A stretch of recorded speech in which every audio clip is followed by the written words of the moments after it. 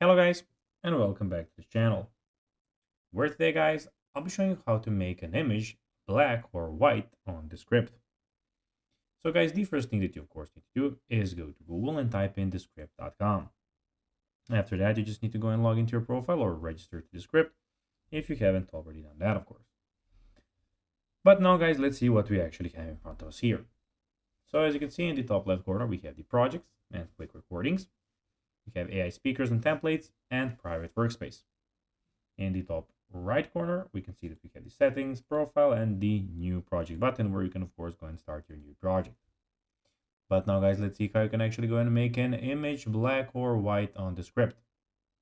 So first of all, go of course need to create a new project, video, audio, or whatever you want.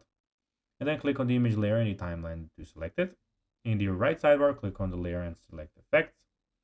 Then click on the color adjustments effects and adjust the saturation slider to -100 to remove all colors, efficiently making the image black and white.